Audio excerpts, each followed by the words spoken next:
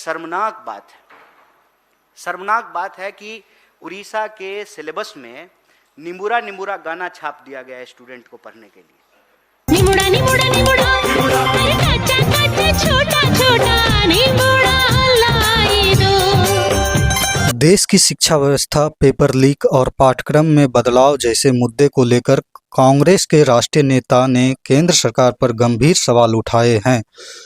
Press conference के दौरान उन्होंने शिक्षा व्यवस्था में व्यापक सुधार की मांग करते हुए केंद्रीय शिक्षा मंत्री से इस्तीफा देने की मांग की है। हमारी पहली मांग ये है कि धर्मेंद्र प्रधान का इस्तीफा हो और इस देश में पेपर लीक कराने वाले माफिया से इनके क्या संबंध है, इसकी जांच होनी चाहिए। प्रेस को संबोधित करते हुए कांग्रेस के राष्ट्रीय नेता ने कहा कि देश की शिक्षा व्यवस्था आज गंभीर चुनौतियों का सामना कर रही है। उन्होंने कहा कि किसी भी राष्ट्र का भविष्य उसकी शिक्षा व्यवस्था पर निर्भर करता है, लेकिन वर्तमान समय में छात्रों को गुणवत्तापूर्ण शिक्षा के बजाय कई समस्याओं का सामना करना पड़ रहा है। धर्मेंद्र प्रधान ने जिस बेशर्मी से न्याय मांग रहे विद्यार्थियों को आतंकवादी और टुकड़े टुकड़े गैंग का बतलाया है, इसको कहते हैं कि यह सरकार थेथर है। इस सरकार को इस देश के लोगों की आवाज़ सुनाई नहीं देती है, इस देश के पेरेंट्स की चिंताएं दिखाई नहीं देती है, विद्यार्थी किस तनाव से गुजर रहे हैं इससे इनको कोई फर्क नहीं पड़ता है। कन्हैया कुमार ने आरोप लगाया कि शिक्षा के मूल मुद्दे से ध्यान भटकाया जा रहा है। उन्होंने कहा कि पाठ्यक्रम में इतिहास को तोड़ मरोड़ कर प्रस्तुत किया जा रहा है, जबकि शिक्षा का उद्देश्य छात्रों में वैज्ञानिक सोच, तार्किक क्षमता और संवैधानिक मूल्यों को मजबूत करना होना चाहिए। ये बड़ी शर्मनाक बात है। शर्मनाक बात है कि उड़ीसा के सिलेबस में निमुरा निमुरा गाना छाप दिया गया है स्टूडेंट को पढ़ने के लिए। आइंस्टाइन को पायलट बता दिया गया है।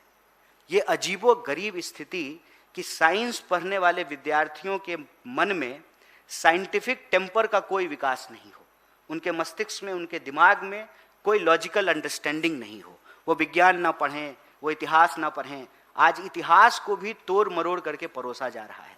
तमाम विश्वविद्यालयों की स्थिति ये है कि सरकार के द्वारा बिठाए गए पिट्ठू, उनका एक ही काम है कि पैसा लेना है और अपने लोगों को मनमाने तरीके से विश्वविद्यालयों में भरना है।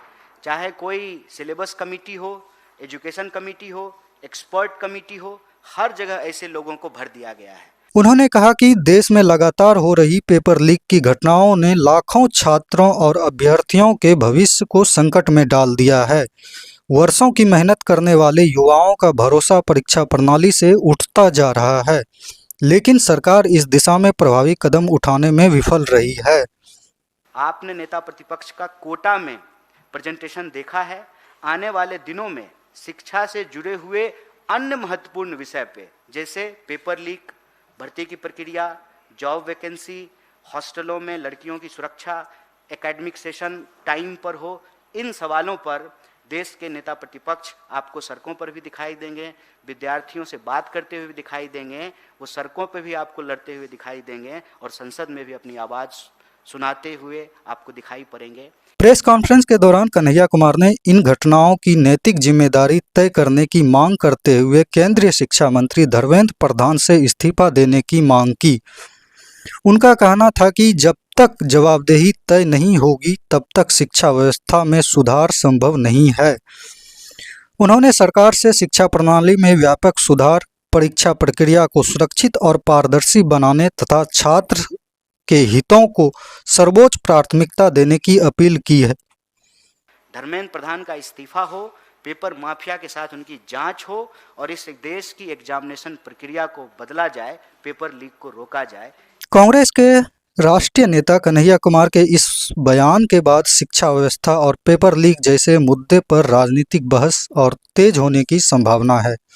अब इस मामले में केंद्र सरकार और केंद्रीय शिक्षा मंत्री धर्मेंद्र प्रधान के प्रतिक्रिया का इंतजार रहेगा। हम ये कह सकते हैं कि इस देश की शिक्षा व्यवस्था को मौजूदा सरकार ने आईसीयू में पहुंचा दिया है। इस बात को देखते हुए राहुल जी लगातार देश भर के विद्यार्थियों के बीच जा रहे हैं, उनसे मिल रहे हैं, बात कर रहे हैं। चाहे भारत जोड़ो यात्रा हो या भारत जोड़ो न्याय यात्रा हो, बड़ी संख्या में देश के विद्यार्थी उनसे आकर के बात किए और नेता प्रतिपक्ष ने यह महसूस किया कि इस देश की शिक्षा व्यवस्था में आमूल चूल परिवर्तन की आवश्यकता है।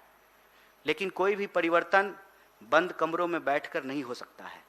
विचार विमर्श हो सकता है, लेकिन परिवर्तन के दो स्तर होते हैं। पहला स्तर यह है कि समस्या की पूरी जानकारी हो और फिर उन समस्याओं के समाधान तक पहुंचा जाए। इसी उद्देश्य को लेकर के पिछले दिनों नेता प्रतिपक्ष कोटा में देश की शिक्षा व्यवस्था को लेकर के एक प्रेजेंटेशन विद्यार्थियों के बीच में, अभिभावकों के बीच में और इस देश के जो शिक्षाविद हैं उनके बीच में उन्होंने रखा। और उस मुहिम को आगे बढ़ाते हुए NSY और IOIC, कांग्रेस पार्टी के बाकी सेल और प्रकोष्ठ मिल करके देश के 28 शहरों में कोऑर्डिनेटर नियुक्त करके छात्रों की गूंज कैंपेन को चला रहे हैं। राहुल जी के प्रेजेंटेशन को विद्यार्थियों के बीच में लेकर के आ रहे हैं और विद्यार्थियों के जो सजेशन हैं, टीचरों के जो सजेशन हैं, अभिभावकों के जो सजेशन हैं, उस सजेशन को कंपाइल कर रहे हैं और आने वाले दिनों में इस देश की शिक्षा व्यवस्था को बदलने के लिए एक एजुकेशन चार्टर बनाएंगे। और भारतीय राष्ट्रीय कांग्रेस इस बात को लेकर के संकल्पित है कि हर हाल में इस देश की जो शिक्षा व्यवस्था की समस्याएं हैं उसको दुरुस्त करेंगे, उसको ठीक करेंगे।